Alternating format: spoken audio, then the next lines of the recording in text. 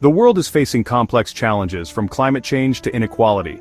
We need bold solutions, but outdated ideas about money hold us back. What if governments had more financial power than we think? Modern monetary theory offers a new perspective on how money works in the 21st century. Modern monetary theory argues that countries like the UK, with their own currency, don't face the same budget constraints as households. This is because governments can create money. This doesn't mean reckless spending. Modern monetary theory emphasizes the importance of maintaining a strong economy without runaway inflation. This new lens challenges conventional wisdom and could offer solutions to pressing problems. Could modern monetary theory be the key to a more sustainable and equitable future? Let's explore this theory and its implications for the UK. Imagine a world where governments could fund essential services without burdensome taxes, where public welfare is prioritized without the constant fear of budget deficits. This is the promise of modern monetary theory, a revolutionary approach to understanding government finance that challenges conventional wisdom. Modern monetary theory argues that countries like the UK, which issue their own currency, have more financial flexibility than traditionally believed, allowing them to address economic challenges more effectively. At its core, modern monetary theory sees the government as the monopoly issuer of its currency, fundamentally changing how we view public spending and debt. Unlike households that must earn or borrow money, the government can create it, providing a unique advantage in managing the economy. This doesn't mean unlimited spending, however. Responsible management is still crucial. Modern monetary theory stresses the importance of managing inflation, but it suggests that the government's spending capacity is larger than previously thought, offering new possibilities for economic policy. Modern monetary theory challenges the long-held idea that governments must balance their budgets like households, proposing a more dynamic approach. Instead, it argues that the real constraint is inflation, not the budget deficit itself. As long as there are unemployed resources in the economy, the government can spend to put them to use without causing inflation, fostering growth and stability. This new framework has significant implications for how we think about public policy, potentially transforming our approach to governance. It suggests that governments have more tools at their disposal to address critical issues such as climate change, inequality, and unemployment, paving the way for a more equitable and sustainable future. The foundation of modern monetary theory,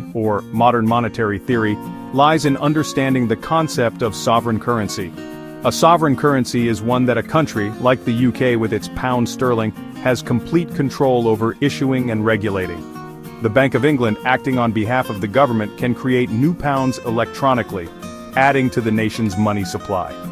This power to create money gives the government a unique advantage in managing the economy and addressing financial needs. When the government spends, it credits bank accounts with newly created money, effectively injecting liquidity into the financial system. This process increases the money supply and injects funds into the economy, stimulating business activities and consumer spending. Conversely, when the government taxes, it removes money from circulation, which can help control inflation and manage economic stability. Taxes, in the modern monetary theory framework, are not primarily a source of government revenue, but a tool for managing the overall level of spending and demand in the economy. Understanding the government's role as the issuer of our currency is key to grasping the potential of modern monetary theory and its implications for economic policy. It suggests that the government has a much larger role to play in shaping economic outcomes, from employment levels to public services and infrastructure development. In traditional economics, taxes are seen as the primary way governments fund their spending. Modern monetary theory flips this notion on its head. While taxes do generate revenue, their primary role in modern monetary theory is different. Modern monetary theory views taxes as a tool to regulate the overall level of spending in the economy and prevent inflation. When the economy is overheating and inflation is a concern, the government can increase taxes to curb spending. Furthermore, taxes create a demand for the currency. Since taxes must be paid in pounds sterling, people need to acquire pounds, ensuring the currency's continued use and value. This perspective on taxes has significant implications for how we think about fiscal policy. It suggests that governments have more flexibility to spend on essential programs without necessarily needing to raise taxes. Section 5. Spending first, taxing later, the modern monetary theory approach. One of the most controversial aspects of modern monetary theory is the idea of spending first, taxing later. This principle challenges the conventional wisdom that governments must first tax or borrow money before they can spend it. Modern monetary theory argues that because the government is the monopoly issuer of the currency, it can spend without first collecting taxes. The government creates money when it spends, and this spending can then stimulate economic activity. This doesn't mean advocating for unlimited government spending. Modern monetary theory emphasizes the importance of responsible spending that doesn't lead to inflation. However, it suggests that the government has more leeway to address pressing social needs. Section 6. The inflation constraint, a balancing act. Critics often argue that modern monetary theory will lead to hyperinflation. However, modern monetary theory proponents emphasize the importance of managing inflation and argue that it's the real constraint on government spending, not the availability of money. As long as there are unemployed resources in the economy, the government can spend to put those resources to work without causing inflation. However, if the government spends beyond the economy's capacity to produce goods and services, inflation will occur. Therefore, modern monetary theory advocates for a careful balancing act. The government should spend enough to achieve full employment and price stability but avoid excessive spending that could lead to runaway inflation. Section 7. Modern monetary theory in action, from Green New Deals to job guarantees. Modern monetary theory provides a new framework for thinking about public policy, potentially offering solutions to some of the most pressing challenges facing the UK. One area where modern monetary theory could be applied is in funding a Green New Deal. The climate crisis requires substantial investment in renewable energy, infrastructure, and green jobs. Modern monetary theory suggests that the government has the fiscal capacity to make these investments without being constrained by traditional budget limitations.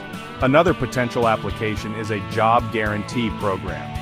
Modern monetary theory argues that the government can act as an employer of last resort, providing jobs to anyone willing and able to work. This could help achieve full employment and provide a safety net for those struggling to find work. Section 8. Weighing the scales. Modern monetary theory's potential and pitfalls. Modern monetary theory offers a radical departure from conventional economic thinking. It challenges the traditional views on government spending, deficits, and the role of central banks. While it holds the potential for positive change, it's not without its critics and potential drawbacks.